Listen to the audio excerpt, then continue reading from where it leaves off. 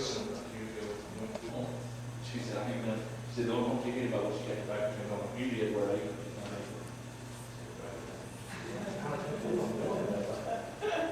came right back. In 30 years. She said, I'm buying under this for a living. Well, welcome to my channel, everybody. This video is the 8th video in the playlist 2003 Southern Trip in the section of my YouTube channel, Flash from the Past. These are videos and a trip that are before the YouTube days. They were not filmed for YouTube for anything, just basically just for me. I decided to go back into my archives and make videos. This is the Governor Aycock birthplace in North Carolina. And that building right there, I guess, see those two doors there? One was for men and the other was for women. Of course, it's down in North Carolina. A trip my brother and I took back then.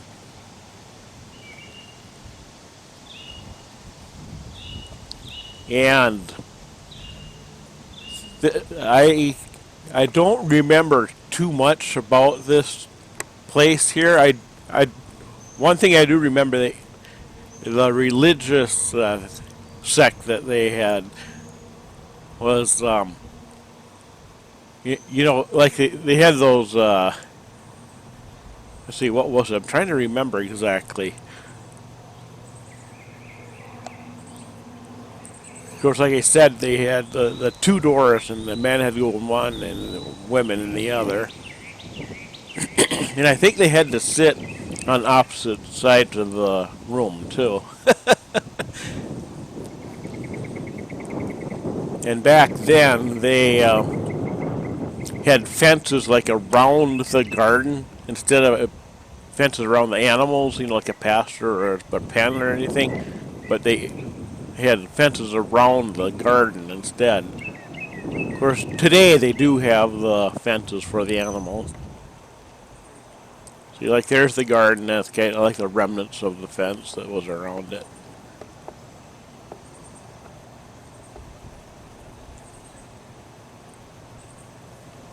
Yeah, and like I said, the religious thing, I think I remember that there was some kind of, they were celibate,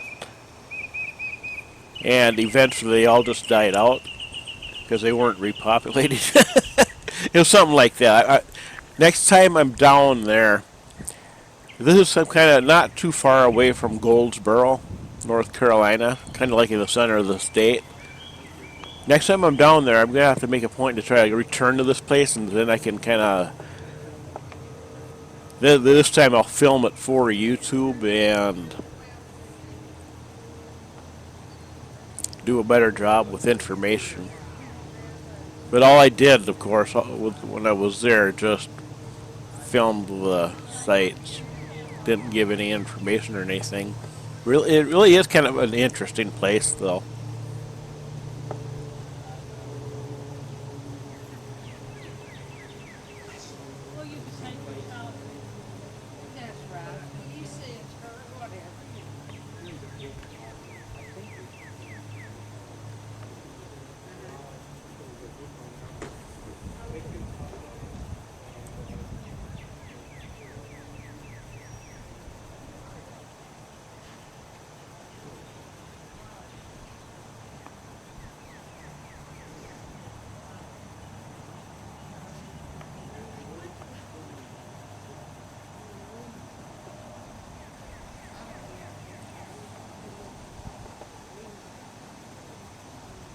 There's my brother and my aunt. Look, my brother waved me over or something.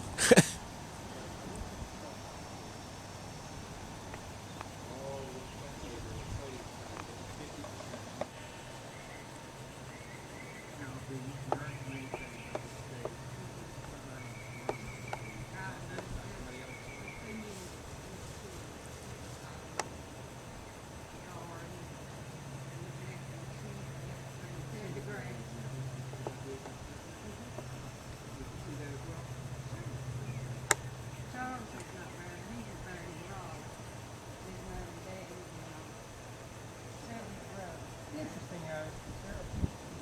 Probably soccer people. I'm sure I have to read some more about it.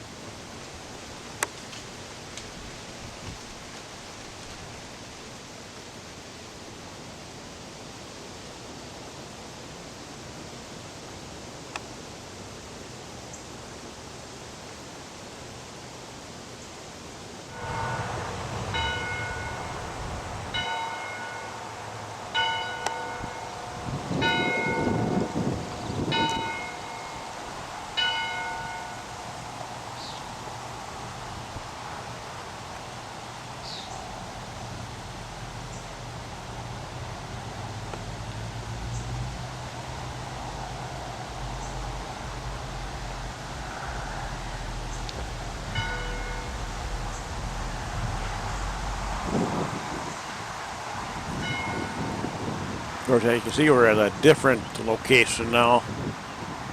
Waynesboro Historical Village.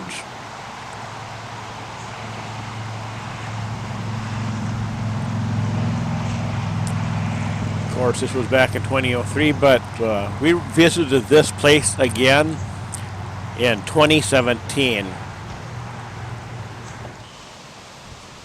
So I have been there since then.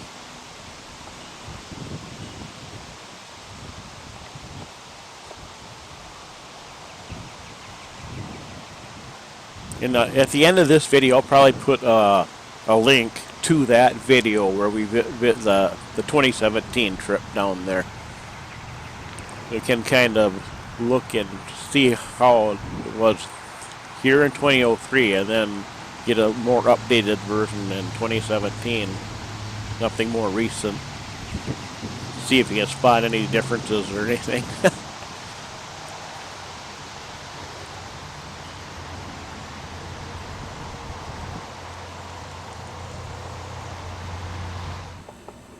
That's inside that building.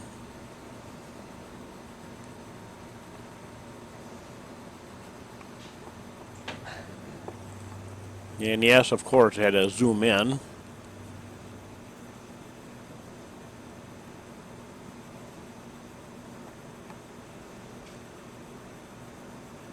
Yep, even closer.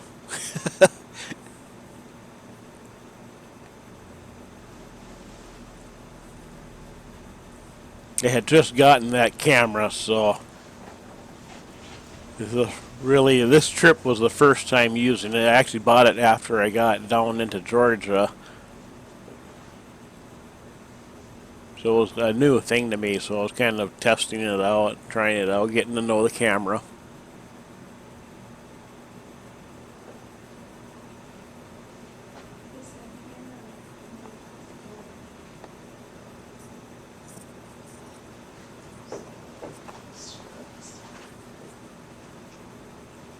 These are the crinolines that we wear under our dresses. What even has some.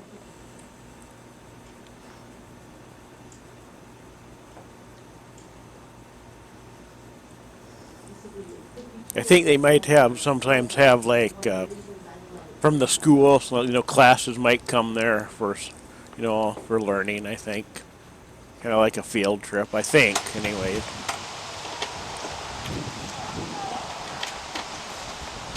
Take it in there. Mm-hmm. He makes all his stuff in there. In the blacksmith shop, right over there. All this metal stuff, the wrought iron, is made over there in the blacksmith shop. Handy, take this off. Now that is a cookie press. That is a Swedish cookie maker. Huh. It's to be used on a... It's okay if I touch? Yes, that... It kind of looks like the modern day perfect pancake maker. You know where it reminds me is my mom's hamburger press that she had years ago. See, what they would do is they would put the batter in here. Wait a minute, don't go behind there. I don't think she wants you there. Can I go behind you? Nope. Please don't. That's where the girls check their bustles. Bustle at the door, huh? They put the batter in here, and of course the flame's in the wood stove, and then they would close it down. And then when that side got cooked, they would simply turn it over, That reminds me of a Belgian waffle maker. That's what that reminds me of. and then it would cook that side, Isn't that neat? and then they would just slide the cookie on. It's those real thin cookies, they're real crisp, kind of like Moravian cookies. And they're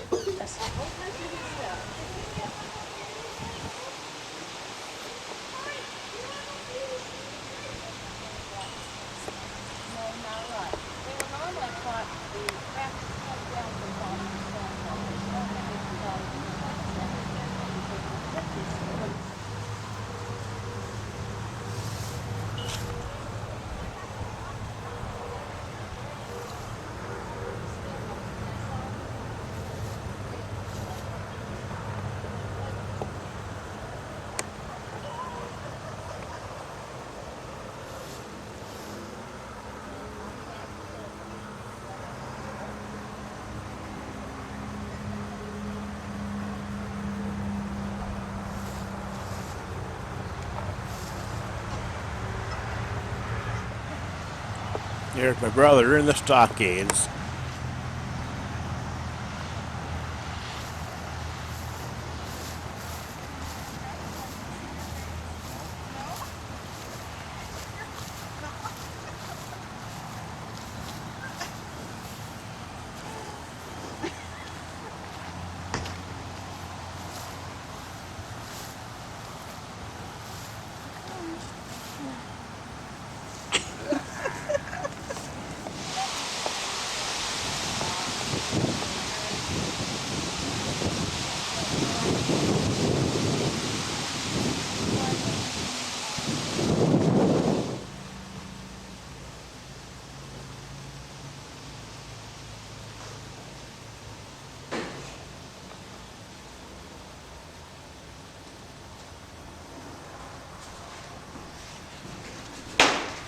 Did they wear these things during the meetings? Mm-hmm. But not in the modern day, in the old days. You're talking about the sashes, right? Yeah, Mhm. yeah. Mona, which this grange is actually named after. And this is the way they would sit during their meetings. So that's quite accurate in itself. And they still have meetings once in a while here. They go from meeting place to meeting place because they're all over North Carolina. So we get them about once a year.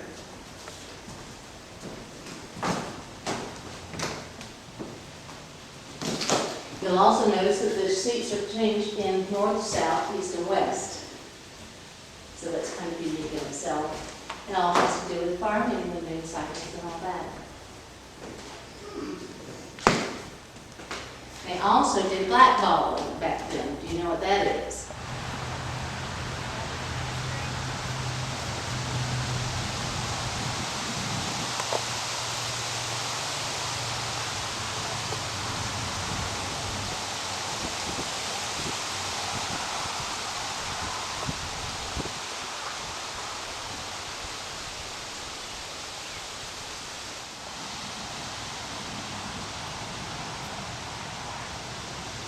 Every corner of the building and one on each side of each door. So that's a total of 8 guns that he had handy. Now they didn't have glass back then. They just had shutters on the windows. We keep it for the rain and vandalism. But he had chickens and pigs and some other livestock. And he also had a fenced-in area so that none of the wild animals could get to him. And I asked her, I said, well, how come he has so many guns? And she said, you have to realize they had all these wild animals back then.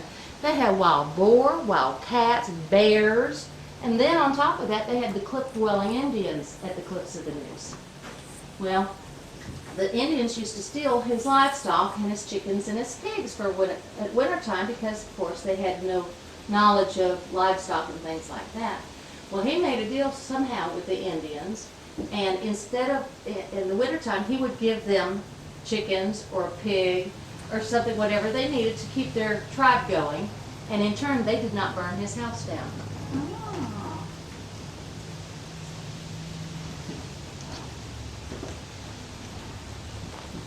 pretty good deal. It was, wasn't it? I think that is just marvelous story.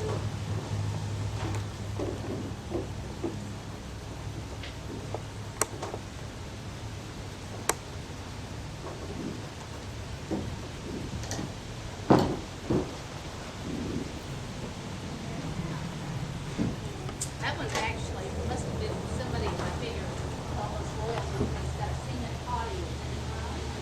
Must have been this slow. I don't know whether they did it here or not.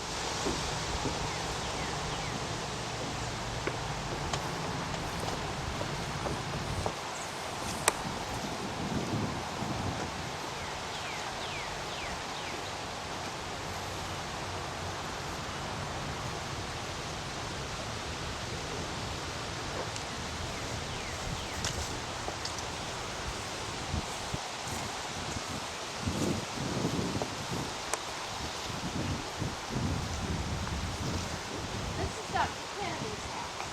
This house makes me breakfast. For wind colic.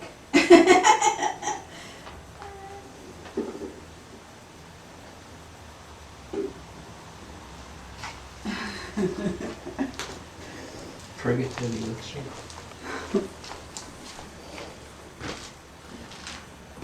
Oh, man.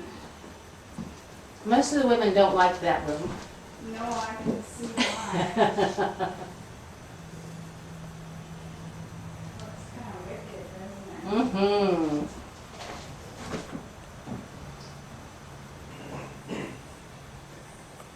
This room is actually called the waiting room. The next room is the examination room.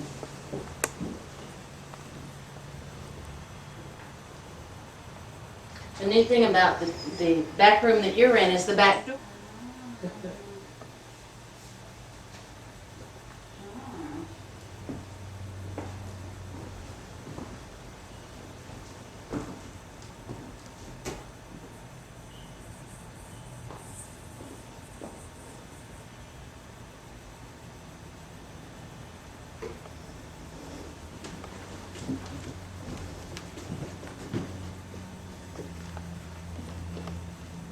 And that bed is an old rope bed.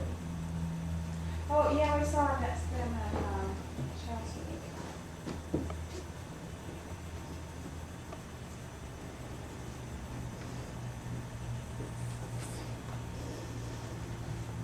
Are you wondering which one? No, I was just looking at that one and. Lift up the corner so you can see it. Yeah.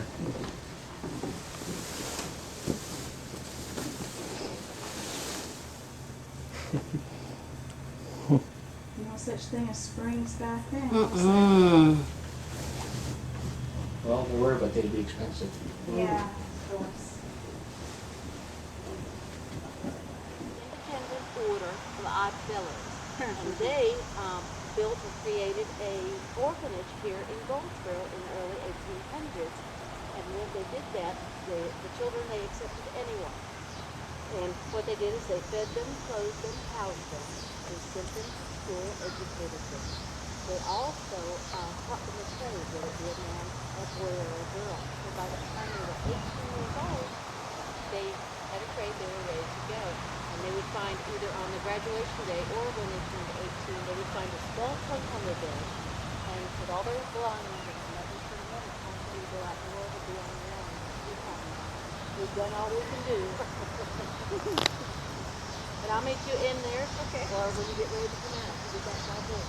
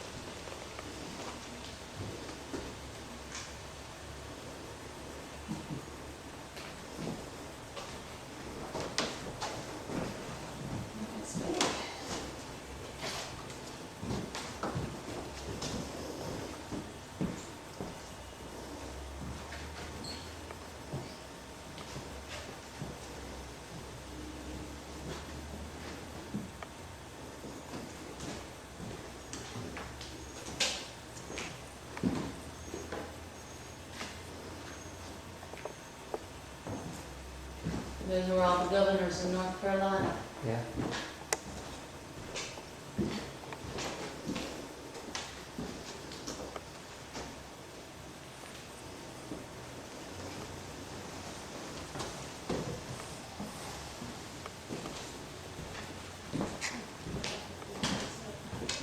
Windows there house the children to do their Bible studies, and you'll notice how small they are. They didn't have many children.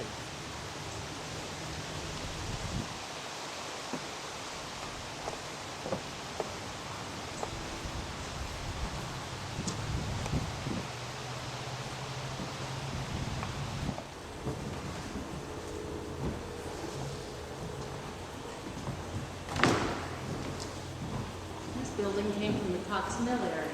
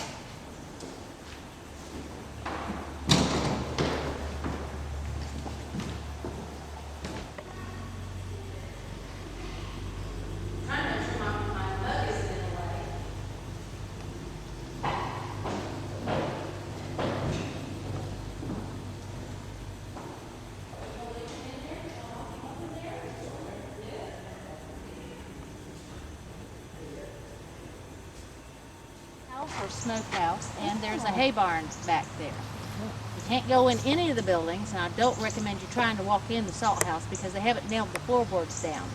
But you can still see the hooks in the ceiling where they hung meat once upon a time. It's about a good 5-minute trail walk. So it's not real far, but if you don't feel like walking, we'll skip it. I don't want to. I don't know about you guys. What's this next building? This is Robert's School. Trying to think where it came from. Gum Pond Branch Road.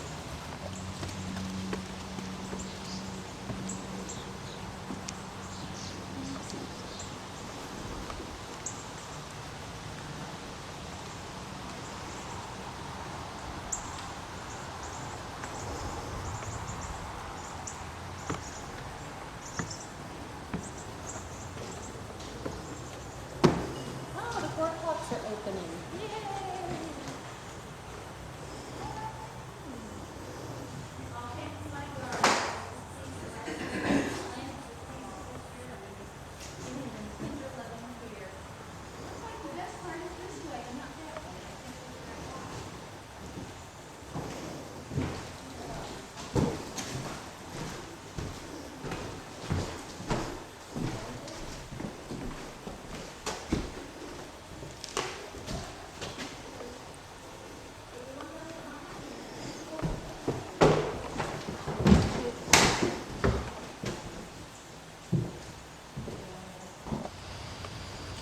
Now the best house is that dilapidated jalopy back there. Okay. That it has two interesting things. Number one, it's the oldest house on the property. Number two, we just acquired it now. And you see how it's kind of not round? It's sort of got like little edges. Well, when the blacksmith made the nails, when you went to go pound them, it would form unusual edges. And so they said, well, it looks kind of like a flower, like a rose. So they started calling it a rose head nail. And of course, the square ones are the horseshoe nails. They also use them in horseshoes for regular horses. But you can see here another wooden peg, and you can see here the marking here. It's a 1 and a 1, 2, 2, 3, 3, 4, and we figure it must have been there. 5, 5. So that and then more wooden pegging. And from there on, I don't have any more marks, but we figured that must be how they figured out what went where.